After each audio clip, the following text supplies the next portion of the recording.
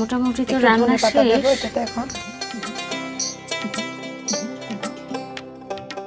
খুব সুন্দর ঘ্রাণ এসেছে, আমি প্লেটটা হাতে নিয়েই ফেলছি, কারণ আপনি আমাকে একটু তুলে দেবেন। এই যে চামচটা, আমি একটু টেস্ট করে দেখব।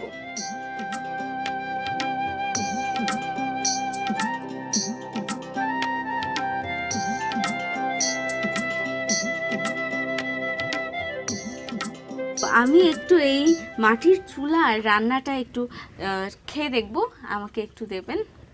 প্রথমে আমি একটু মুখে নেব বাঁশকরোলটা, কারণ গরুর মাংস তো আমিও খেয়েছি, আপনিও খেয়েছেন, সবাই খেয়েছি আমরা, কিন্তু এটার সাথে পরিচিত নই আমি এখনো।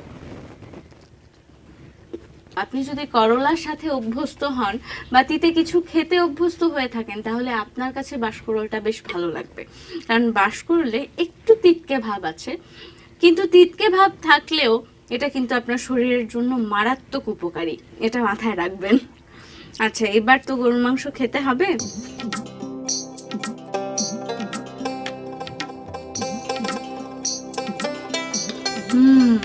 খুবই মজার। আপনারা দৈনন্দিন যেই রকম মাংস রান্না আমরা খেয়ে থাকি, এই রান্নাটা আসলে সেরকম নয়। এই রান্নাটা আপনার স্বাস্থ্য ভালো রাখবে, পাশাপাশি আপনি যে গরু মাংস খাচ্ছেন, গরু মাংস খাওয়ার পর যেরকম একটা ভারী ভাব হয়, সেই ভাবটা আপনার হবে না। যেরকম আমরা মুরগির মাংস খেলে বা হালকা কোনো খাবার খেলে হয় যে খুব হালকা লাগছে, খাবারটা আসলে এরকম। তো আমরা তো রান্না করলাম, খেয়েও দেখলাম, এবার হচ্ছে বিদায় নেওয়ার পালা, কারণ সময়ের কাঁটায় টিক টিক টিক করে জানিয়ে দিচ্ছে আমাদের এবার চলে যেতে হবে। তো জোসনা আপু, আপনাকে অসংখ্য ধন্যবাদ। আপনার চুলার পাড়ে আসলাম, আপনার রান্না খেলাম এবং আপনাকে একটু বিরক্ত করে গেলাম। না, আপনার কেমন লাগলো? ভালো লাগলো, রান্না করে আপনাকে খাওয়াতে পারলাম। আচ্ছা, দর্শকদের উদ্দেশ্যে একটু বলবেন যে ওনারাও যেন রান্না করে এই বাঁশকরোল দিয়ে গরুর মাংসটা একবার খেয়ে দেখে, অন্তত একবার জীবনে খাওয়া উচিত। একটু চাটগাঁয়া ভাষায় বলে দেবেন। আমার আর এই গরুর মাংস রান্না ওনারা বাসাত রান্না করে খাইছাইবন, এটা আই জিন জিন দিন ইক্কা তুই ফলো করিবন, আর রান্না করি একা জানাইও দিবন, আর রান্না গান কেন অবশ্য এটা দেখতে অনেক সুন্দরও লাগে, আফাতন খাইয়েনে মজাও লাগে। তার মানে ভালোই হইতে পারে, ওনারাও ট্রাই করিবেন বাসাত। অর্থাৎ আমি চাটগাঁয়া ভাষা বলতে না পারলেও বুঝতে পেরেছি। অনুবাদ যদি করতে হয় তাহলে বলতে হবে যে উনি যেই পদ্ধতিটা অবলম্বন করেছেন, আপনারাও কিন্তু সেই পদ্ধতিটাই অবলম্বন করবেন। অর্থাৎ কিছু কিছু জিনিস উনি একটু বলে দিয়েছেন যে এটা অবলম্বন করতে, শুরুর দিকে শেষের দিকে।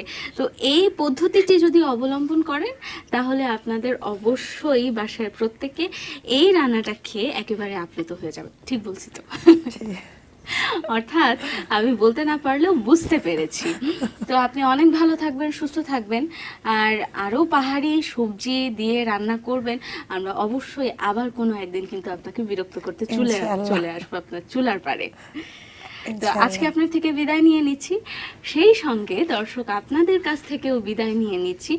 আপনারা অবশ্যই দীপ্ত টিভির সঙ্গে থাকবেন, দীপ্ত টিভির প্রত্যেকটি অনুষ্ঠান দেখবেন, এবং অবশ্যই চুলার পাড়ে যেসব রান্না হচ্ছে সেগুলো কিন্তু বাড়িতে রান্না করতে ভুলবেন না, এবং রান্না করবেন। আপনারা জানেন ফেসবুকেও এটা প্রচারিত হয়, ফেসবুকে আপনারা কিন্তু কমেন্ট করে জানিয়ে দিতে পারেন যে আপনাদের বাড়িতে এই রান্নাটি প্রত্যেকে কি